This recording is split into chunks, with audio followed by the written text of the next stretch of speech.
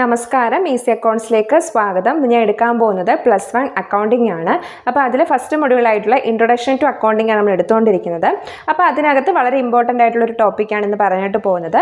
അതായത് അക്കൗണ്ടിംഗ് ഇൻഫർമേഷനകത്ത് വേണ്ടുന്ന ക്വാളിറ്റേറ്റീവ് ആയിട്ടുള്ള ക്യാരക്ടറിസ്റ്റിക്സ്. അപ്പം എന്താണെന്ന് വെച്ചാൽ നമ്മൾ പറഞ്ഞു, നമ്മുടെ ബിസിനസ്സിൽ നടക്കുന്ന ട്രാൻസാക്ഷൻസുകൾ നമ്മൾ ഐഡൻറ്റിഫൈ ചെയ്ത് റെക്കോർഡ് ചെയ്ത് സമ്മറൈസ് ചെയ്ത് ഇൻ്റർപ്രറ്റ് ചെയ്ത് റിസൾട്ട്സ് നമ്മൾ യൂസേഴ്സിന് കമ്മ്യൂണിക്കേറ്റ് ചെയ്യുമെന്ന് പറയുന്നു.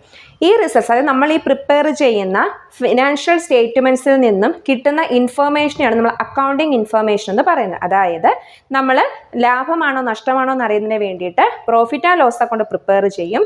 പിന്നെ നമ്മുടെ ബിസിനസ്സിൻ്റെ പൊസിഷൻ അറിയുന്നതിന് വേണ്ടി, അല്ലെ, ഫിനാൻഷ്യൽ പൊസിഷൻ, സാമ്പത്തികപരമായിട്ടുള്ള സ്ഥാനം, ഇപ്പം ഏത് ഫിനാൻഷ്യൽ പൊസിഷനാണ് എന്ന് അറിയുന്നതിന് വേണ്ടിയിട്ട് നമ്മൾ ബാലൻസ് ഷീറ്റും പ്രിപ്പയർ ചെയ്യും. അപ്പം ഈ profit and loss account prepare ചെയ്യുന്നതിൽ നിന്നും ബാലൻസ് ഷീറ്റ് പ്രിപ്പയർ ചെയ്യുന്നതിൽ നിന്നും നമുക്ക് എന്ത് കിട്ടും? ഇൻഫർമേഷൻ, അക്കൗണ്ടിങ് ഇൻഫർമേഷൻ കിട്ടും. ഈ കിട്ടുന്ന അക്കൗണ്ടിങ് ഇൻഫർമേഷനകത്ത് വേണ്ടുന്ന ക്വാളിറ്റേറ്റീവ് ആയിട്ടുള്ള ക്യാരക്ടറിസ്റ്റിക്സ് ആണ് നമ്മൾ പറയാനായിട്ട് പോകുന്നത്. ഓക്കെ, അപ്പം നമുക്കറിയാം ഈ അക്കൗണ്ടിങ് എന്ന് പറയുന്നത് ചെയ്യുന്നത് ഒരു അക്കൗണ്ടൻ്റ് ആണ്, അല്ലേ? അപ്പം ഒരു അക്കൗണ്ടൻറ്റിനെ സംബന്ധിച്ച് ആ വ്യക്തി നല്ല രീതിയിൽ അക്കൗണ്ടിങ് എന്ന് പറയുന്ന ഒരു പ്രോസസ്സ് കംപ്ലീറ്റ് ചെയ്ത് നമുക്ക് ആ റിസൾട്ട്സ് കിട്ടുമ്പം അതൊരു ഡിസിഷൻ എടുക്കാൻ വേണ്ടിയിട്ടാണ് നമ്മളൊരു ഇൻഫർമേഷൻ ഉപയോഗിക്കുന്നത്, അല്ലേ? അപ്പം നമ്മൾ ഇൻഫർമേഷൻ കിട്ടുന്നത് അത് മോശമാണെങ്കിൽ, അല്ലെങ്കിൽ ആ ഇൻഫർമേഷൻ ശരിയായ രീതിയിൽ അല്ല എന്നുണ്ടെങ്കിൽ അത് നമ്മുടെ ഡിസിഷൻ മേക്കിങ്ങിനെ ബാധിക്കും, അല്ലേ? നമ്മുടെ ബിസിനസ്സിൻ്റെ ഭാവിയെ അത് ബാധിക്കും. അതുകൊണ്ട് തന്നെ നല്ലൊരു ഇൻഫർമേഷൻ ആവണം എന്നുണ്ടെങ്കിൽ ഈ പറയുന്ന ക്യാരക്ടറിസ്റ്റിക്സ് അതിനുണ്ടായിരിക്കണം. ഓക്കെ, സവിശേഷതകൾ അതിനുണ്ടായിരിക്കണം. അപ്പോൾ ഇതുണ്ടെങ്കിൽ മാത്രമേ ആ കിട്ടുന്ന അക്കൗണ്ടിങ് ഇൻഫർമേഷൻ നല്ലതാണ്, അല്ലെങ്കിൽ നമുക്ക് ഒരു ബെറ്റർ ഡിസിഷൻ എടുക്കാൻ സഹായിക്കുമെന്ന് നമുക്ക് മനസ്സിലാക്കാനായിട്ട് പറ്റുള്ളൂ. അപ്പോൾ എന്തൊക്കെയാണ് ഒരു അക്കൗണ്ടിങ് ഇൻഫർമേഷന് വേണ്ടുന്ന ക്വാളിറ്റേറ്റീവ് ക്യാരക്ടറിസ്റ്റിക്സ് എന്ന് നമുക്ക് നോക്കാം. 4 കാര്യങ്ങളാണ് പറയുന്നത്.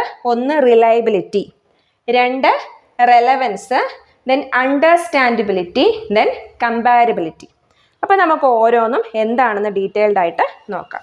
അപ്പോൾ നോക്കിയേ, ആദ്യം തന്നെ പറയുന്നത് qualitative characteristics are the attributes of accounting information which tend to enhance its understandability and usefulness. ഈ ക്വാളിറ്റേറ്റീവ് ക്യാരക്ടറിസ്റ്റിക്സ് എന്ന് പറയുമ്പോൾ നമ്മുടെ അക്കൗണ്ടിങ് ഇൻഫർമേഷന് വേണ്ടുന്ന അതായത് അക്കൗണ്ടിങ് ഇൻഫർമേഷൻ നമുക്ക് കിട്ടുന്ന ഒരു അക്കൗണ്ടിങ് ഇൻഫർമേഷനെ നമുക്ക് മനസ്സിലാക്കാൻ പറ്റണം, അല്ലേ? അണ്ടർസ്റ്റാൻഡബിലിറ്റി ഉണ്ടായിരിക്കണം, അതുപോലെ തന്നെ യൂസ്ഫുൾനെസ്, അതുകൊണ്ട് നമുക്കിതിന് പ്രയോജനവും ഉണ്ടായിരിക്കണം. ഇപ്പം നമ്മൾ കൃത്യമായിട്ട് നമ്മുടെ ഫിനാൻഷ്യൽ ഇയർ കംപ്ലീറ്റ് ചെയ്ത് കഴിയുമ്പോഴത്തേക്ക് നമ്മൾ എന്ത് ചെയ്യും? നമ്മളുടെ ഈ പറയുന്ന ഫിനാൻഷ്യൽ സ്റ്റേറ്റ്മെൻറ്റ്സ് എല്ലാം തയ്യാറാക്കും, അല്ലേ? അത് ആ സമയത്ത് തന്നെ നമുക്ക് കിട്ടണം. അതുകൊണ്ടൊരു പ്രയോജനം ഉണ്ടായി. ഇത് കഴിഞ്ഞിട്ട് പിന്നെ നമ്മൾ അക്കൗണ്ടിങ്ങിൻ്റെ ഈ പറയുന്ന ഫിനാൻഷ്യൽ സ്റ്റേറ്റ്മെൻറ്റ്സ് എല്ലാം തയ്യാറാക്കി കഴിഞ്ഞിട്ട് യാതൊരു കാര്യം. അപ്പം നമ്മൾ ഡിസിഷൻ എടുക്കേണ്ട സമയത്ത് തന്നെ ഇത് കിട്ടണം. അപ്പം ഈ ക്വാളിറ്റേറ്റീവ് ക്യാരക്ടറിസ്റ്റിക്സ് എന്ന് പറയുമ്പോൾ അണ്ടർസ്റ്റാൻഡബിലിറ്റിയും യൂസ്ഫുൾനെസ്സും, ഇത് രണ്ടും വളരെ ഇമ്പോർട്ടൻ്റ് ആയിട്ടുള്ളൊരു കാര്യമാണ്. നോക്കിയേ, അടുത്തായിട്ട് പറയുന്നത്, in order to assess whether accounting information is decision useful it must possess the characteristics of reliability, relevance, understandability and comparability. അതായത് അക്കൗണ്ടിങ് ഇൻഫർമേഷൻ എന്ന് പറയുന്നത് ഒരു ഡിസിഷൻ യൂസ്ഫുൾ ആണല്ലേ, തീരുമാനമെടുക്കാൻ ഉപകാരപ്രദമാണ് എന്ന് നമ്മൾക്ക് മനസ്സിലാക്കാൻ കഴിയുന്നത് എങ്ങനെയാണ്? ഈ പറയുന്ന ക്യാരക്ടറിസ്റ്റിക്സ് അതിനുണ്ടെങ്കിലാണ്. ഏതാണ്? ഈ പറഞ്ഞ 4 characteristics: reliability, relevance, understandability, comparability.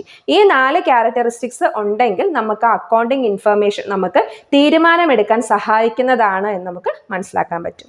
ഇനി നമുക്ക് ഓരോന്നായിട്ട് നോക്കാം. ഫസ്റ്റ് പറയുന്നത് reliability. Okay, reliability means the users must be able to depend on the information, അല്ലേ? റിലയബിലിറ്റി എന്ന് പറഞ്ഞാൽ എന്താണ്? നമുക്കത് വിശ്വസിക്കാൻ പറ്റണം, അല്ലെ? വിശ്വസനീയമായിരിക്കണം, അല്ലേ? എന്താ പറഞ്ഞിരിക്കുന്നത്? User must be able to depend on the information.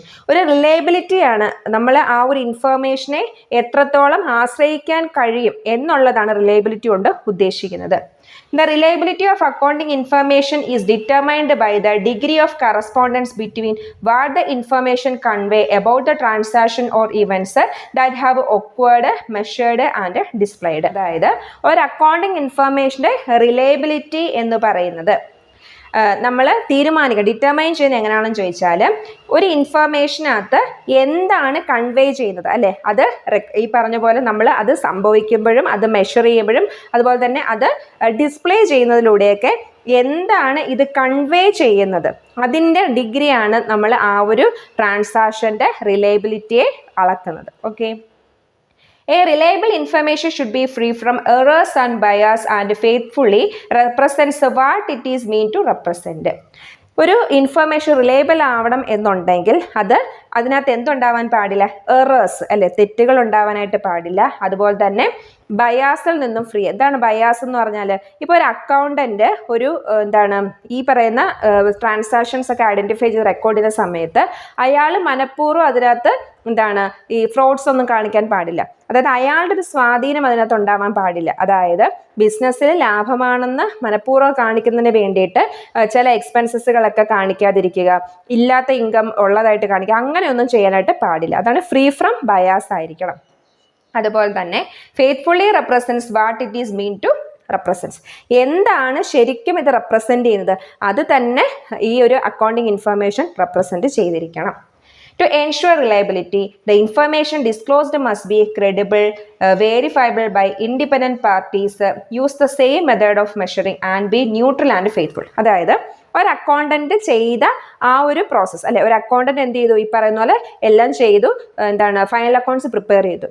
ഈ സെയിം കാര്യം തന്നെ പുറത്തുള്ള ഒരാൾ വന്ന് നോക്കുമ്പോഴും ഇതേ റിസൾട്ട് തന്നെ കിട്ടിയിരിക്കണം. ഓക്കെ, എന്നാൽ മാത്രമേ അത് റിലയബിൾ ആണെന്ന് പറയാൻ പറ്റുള്ളൂ. ഇപ്പോൾ ഒരാൾ profit and loss account prepare ചെയ്തു, അയാൾക്ക് പ്രോഫിറ്റ് ഒരു 1,00,000 രൂപ കിട്ടിയെന്നിരിക്കട്ടെ. പുറത്തുനിന്ന് ഒരാൾ, അതായത് ബിസിനസ്സുമായിട്ട് നമുക്കറിയില്ല, ഓഡിറ്ററിനെ കൊണ്ടുവന്നൊക്കെ നമ്മൾ എന്ത് ചെയ്യാറുണ്ട്, ബുക്സ് ഓഫ് അക്കൗണ്ട്സ് ഒക്കെ പരിശോധിക്കാറുണ്ട്. അങ്ങനെ ചെയ്യുന്ന സമയത്ത് വ്യത്യാസം വന്നാൽ ഈ അക്കൗണ്ടിങ് ഇൻഫർമേഷൻ റിലയബിൾ ആണെന്ന് പറയാൻ പറ്റില്ല. ഓക്കെ, അതാണ് റിലയബിലിറ്റി കൊണ്ട് ഉദ്ദേശം. രണ്ടാമതായിട്ട് പറയുന്നതാണ് റെലവൻസ്. ഒരു അക്കൗണ്ടിങ് ഇൻഫർമേഷന് വേണ്ടുന്ന ഒരു ക്വാളിറ്റേറ്റീവ് ക്യാരക്ടറിസ്റ്റിക്സ് ആണ് റെലവൻസ്. അതായത് to be relevant, information must be available in time, must help in prediction and feedback and must influence the decision of users. അതായത് റെലവൻസ് എന്ന് പറഞ്ഞാൽ എന്താണ്, ഇമ്പോർട്ടൻസ് ആണ്. ഇപ്പം നമുക്കിത് വേണ്ടുന്ന സമയത്ത്, അല്ലെ നമുക്ക് ഈ ഒരു അക്കൗണ്ടിങ് ഇൻഫർമേഷൻ വേണ്ടുന്ന സമയത്ത് അല്ലെങ്കിൽ ഡിസിഷൻ എടുക്കേണ്ട സമയത്ത് തന്നെ ഈ ഒരു അക്കൗണ്ടിങ് ഇൻഫർമേഷൻ കിട്ടിയാൽ മാത്രമേ ആ ഒരു ഇൻഫർമേഷൻ എന്തുണ്ടാവത്തുള്ളൂ, ഇമ്പോർട്ടൻസ് ഉണ്ടാവുള്ളൂ അല്ലേ.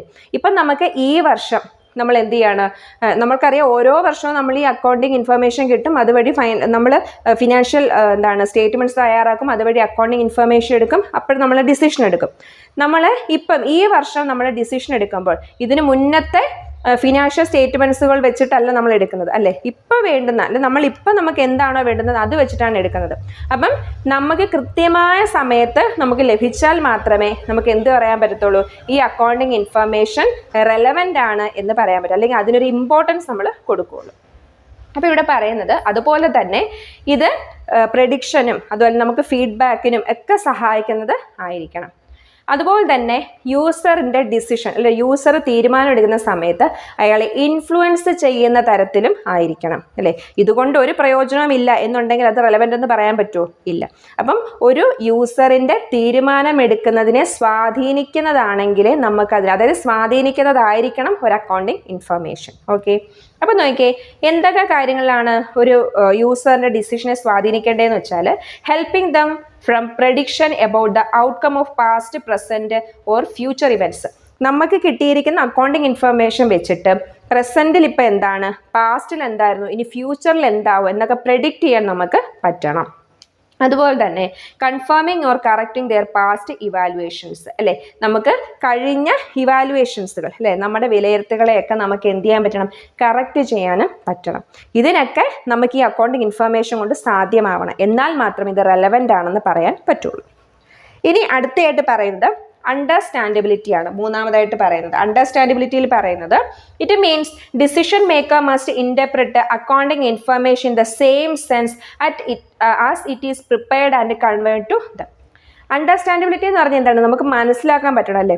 ഒരു ഡിസിഷൻ മേക്കർ, അയാളെ സംബന്ധിച്ച് അയാൾക്ക് ഈ ഒരു അക്കൗണ്ടിങ് ഇൻഫർമേഷൻ അതേ സെൻസിൽ അല്ലേ, എങ്ങനെയാണോ അത് പ്രിപ്പയർ ചെയ്തത്, എന്താണോ അത് കൺവേ ചെയ്യുന്നത്, സെയിം കാര്യം തന്നെ ആ ഡിസിഷൻ മേക്കറിന് അതിൽ നിന്ന് കിട്ടണം. Okay, the qualities that distinguish between good and bad communication in a message are fundamental to the understandability of the message. നമുക്കറിയാം ഒരു മെസ്സേജ്, ആ മെസ്സേജ് ഗുഡ് ആണോ ബാഡ് ആണോ എന്നുള്ളത് നമ്മളത് മനസ്സിലാക്കുന്നത് പോലെ ഇരിക്കും. Okay, A message is said to be effectively communicated when it is interpreted by the receiver of the message in the same sense in which the sender has sent.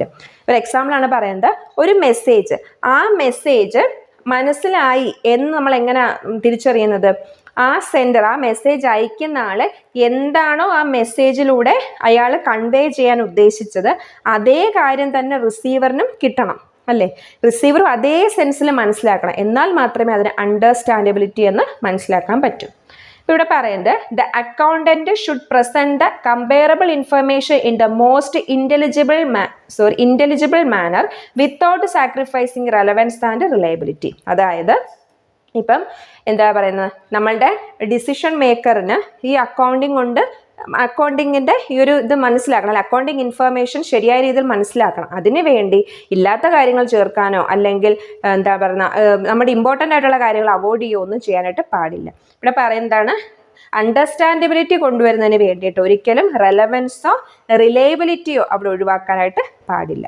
അപ്പം ഈ accountant ശരി, അതായത് അക്കൗണ്ടന്റ് ഇപ്പോൾ ഒരു നമ്മൾ ഈ എന്താണ് ഇത് അറിയാത്ത ഒരാൾക്ക് ഫൈനൽ അക്കൗണ്ട്സ് കണ്ടു കഴിഞ്ഞാൽ മനസ്സിലാക്കണമെന്നില്ല. അപ്പം ഈ ഫൈനൽ അക്കൗണ്ട്സ് പ്രിപ്പയർ ചെയ്യുന്ന ആൾ, അതായത് അക്കൗണ്ടന്റ് തന്നെ എന്ത് ചെയ്യണം, ഇത് ശരിയായ രീതിയിൽ കമ്മ്യൂണിക്കേറ്റ് ചെയ്ത് കൊടുക്കണം. ഇങ്ങനെയാണ് സംഭവം, അല്ലെങ്കിൽ എക്സ്പെൻസസ് കഴിഞ്ഞ വർഷത്തേക്കാൾ ഇത്ര കൂടി, ഇൻകം ഇത്ര കൂടി എന്നൊക്കെ ഉള്ള കാര്യങ്ങൾ കമ്മ്യൂണിക്കേറ്റ് ചെയ്ത് കൊടുക്കണം. ഓക്കെ, ഇതാണ്. അപ്പം ഇങ്ങനെ കമ്മ്യൂണിക്കേറ്റ് ചെയ്യുന്ന സമയത്ത് നമ്മൾ എന്ത് ചെയ്യാൻ പാടില്ല, അതിൻ്റെ റിലയബിലിറ്റിയിലോ റെലവൻസിലോ യാതൊരു കോംപ്രമൈസും വരുത്താൻ പാടില്ല. കാരണം നമ്മൾ ഈ അക്കൗണ്ടിന് കമ്മ്യൂണിക്കേറ്റ് ചെയ്യുമ്പോൾ ഇല്ലാത്ത കാര്യങ്ങളുണ്ടെന്ന് പറയാനോ അങ്ങനൊന്നും ചെയ്യാൻ പാടില്ല. എന്താണോ അയാൾ ആ ഒരു ഫൈനൽ സ്റ്റേറ്റ്മെൻറ്റ് പ്രിപ്പയർ ചെയ്ത് അതിൽ നിന്നും അയാൾക്ക് കൺവേ ചെയ്യാൻ പറ്റുന്ന അക്കൗണ്ടിങ് ഇൻഫർമേഷൻ അത് സെയിം അതുപോലെ തന്നെ ഡിസിഷൻ മേക്കറിനോട് കമ്മ്യൂണിക്കേറ്റ് ചെയ്യുക. അത് അതേ രീതിയിൽ മനസ്സിലാക്കാനും നമ്മളുടെ ഡിസിഷൻ മേക്കറിന് സാധിച്ചിരിക്കണം. അതാണ് അണ്ടർസ്റ്റാൻഡബിലിറ്റി കൊണ്ട് ഉദ്ദേശിക്കുന്നത്. അടുത്തതാണ് കമ്പയറബിലിറ്റി. കമ്പയറബിലിറ്റിയിൽ പറയുന്നത് ഇങ്ങനെയാണ്, it is equally important that the users of the general purpose financial reporters are able to compare various aspects of an entity over different time period and with other entities. Comparability എന്ന് പറയുമ്പോൾ നമ്മുടെ ഈ വർഷത്തെ എന്താണ് financial സ്റ്റേറ്റ്മെൻറ്റ്സും ഇതിന് മുന്നത്തെ financial സ്റ്റേറ്റ്മെൻറ്റ്സുകളും തമ്മിൽ നമ്മൾ എന്ത് ചെയ്യും, കമ്പയർ ചെയ്യും. ആ കഴിഞ്ഞ വർഷം അല്ലെ കഴിഞ്ഞ വർഷങ്ങളെക്കാട്ടിലും ഈ വർഷം എന്തുമാത്രം ചേഞ്ച് വന്നിട്ടുണ്ടെന്ന് അറിയാൻ വേണ്ടിയിട്ടും, അതുപോലെ തന്നെ നമ്മുടെ ബിസിനസ്സിൻ്റെ ഫിനാൻഷ്യൽ സ്റ്റേറ്റ്മെൻറ്റും മറ്റ് എൻറ്റിറ്റീസുകളുടെ മറ്റ് സ്ഥാപനങ്ങളുടെ ഫിനാൻഷ്യൽ, അതായത് അവരെക്കാളിലും നമുക്ക് എന്ത് ലാഭം കൂടി അല്ലെങ്കിൽ നമുക്ക് അവരെക്കാളിലും മെച്ചപ്പെടാൻ പറ്റുമോ എന്നുള്ള കാര്യങ്ങളൊക്കെ അറിയാൻ വേണ്ടിയിട്ടാണ് ഈ കമ്പയറബിലിറ്റി എന്ന് പറയുന്നത്. നോക്കിയേ, to be comparable, accounting reports must be belong to a common period and use common unit of measurement and format of reporting. ഇനി അങ്ങനെ കമ്പയർ ചെയ്യണം എന്നുണ്ടെങ്കിൽ ഒരേ പീരീഡിൽ തന്നെ ആയിരിക്കണം നമ്മളിത് പ്രിപ്പയർ ചെയ്യുന്നത്, അല്ലേ? അതായത് നമ്മൾ എല്ലാവരും പ്രിപ്പയർ ചെയ്യുന്നപ്പോഴായിരിക്കും നമ്മുടെ ഫിനാൻഷ്യൽ ഇയർ എൻഡ് ചെയ്ത്, അല്ലെ? 31 മാർച്ചിൽ ഫിനാൻഷ്യൽ ഇയർ എൻഡ് ചെയ്യും. അത് കഴിയുമ്പോഴാണ് നമ്മളിതെല്ലാം പ്രിപ്പയർ ചെയ്യുന്നത്. അപ്പോൾ എല്ലാവരും ആ സമയത്ത് തന്നെ പ്രിപ്പയർ ചെയ്താൽ മാത്രമേ നമുക്ക് കമ്പയർ ചെയ്യാൻ പറ്റൂ. അതേപോലെ തന്നെ ഇമ്പോർട്ടൻ്റ് ആണ് കോമൺ യൂണിറ്റ് ഓഫ് മെഷർമെൻറ്റ്. നമ്മളുടേത് റുപ്പീസിലാണ്, മറ്റ് കൺട്രീസ് ഡോളറിലും അല്ലെങ്കിൽ മറ്റ് കറൻസീസിലും യൂറോയിലും ഒക്കെ പ്രിപ്പയർ ചെയ്യുന്നതാണെങ്കിൽ അത് കമ്പയർ ചെയ്യാൻ ബുദ്ധിമുട്ടാണ്. അപ്പോൾ ഒരേ യൂണിറ്റ് ഓഫ് മെഷർമെൻറ്റ് ഉപയോഗിക്കുന്നവർക്ക് തമ്മിൽ കമ്പയർ ചെയ്യാനായിട്ട് പറ്റും. അതുപോലെ തന്നെ ഒരേ ഫോർമാറ്റിലാണെങ്കിലും, അല്ലേ, നമ്മൾ പ്രിപ്പയർ ചെയ്യുന്ന അതേ ഫോർമാറ്റിൽ തന്നെ മറ്റുള്ളവർ പ്രിപ്പയർ ചെയ്താൽ മാത്രമേ നമുക്ക് കമ്പയർ ചെയ്യാനായിട്ട് പറ്റുള്ളൂ. അപ്പോൾ കമ്പാരിസൺ എന്ന് പറയുമ്പോൾ ഒരേപോലെ ചെയ്യുന്ന കാര്യങ്ങളെ കമ്പയർ ചെയ്യാൻ പറ്റുള്ളൂ. അപ്പം ഇതാണ്. അപ്പം നമ്മൾ പ്രിപ്പയർ ചെയ്യുന്ന അല്ലെങ്കിൽ നമുക്ക് കിട്ടുന്ന ഈ അക്കൗണ്ടിങ് ഇൻഫർമേഷൻ മറ്റ് സ്ഥാപനങ്ങളുമായിട്ടും നമ്മുടെ തന്നെ സ്ഥാപനത്തിലെ മുൻവർഷങ്ങളിലെ അക്കൗണ്ടിങ് ഇൻഫർമേഷനുമായിട്ട് എന്ത് ചെയ്യാൻ പറ്റണം, കമ്പയർ ചെയ്യാൻ പറ്റണം. ഈ 4 കാര്യങ്ങൾ ഉണ്ടെങ്കിൽ അക്കൗണ്ടിങ് ഇൻഫർമേഷൻ എന്തെന്ന് പറയാൻ പറ്റും, ക്വാളിറ്റേറ്റീവ് ക്യാരക്ടറിസ്റ്റിക്സ് ഉണ്ടെന്ന് പറയാൻ പറ്റും. അപ്പം ഇത് വളരെ ഇമ്പോർട്ടൻ്റ് ആണ്. ക്വാളിറ്റേറ്റീവ് ക്യാരക്ടറിസ്റ്റിക്സ് എന്ന് പറയുമ്പോൾ എന്തൊക്കെയാണ്, reliability, relevance, understandability and comparability. അപ്പോൾ ഇത്രയാണ്. ഇത് നമുക്ക് പഠിക്കാനുള്ളത് ഒബ്ജക്റ്റീവ്സ് ആണ്. അത് നമുക്ക് മറ്റൊരു വീഡിയോയിലൂടെ കാണാം.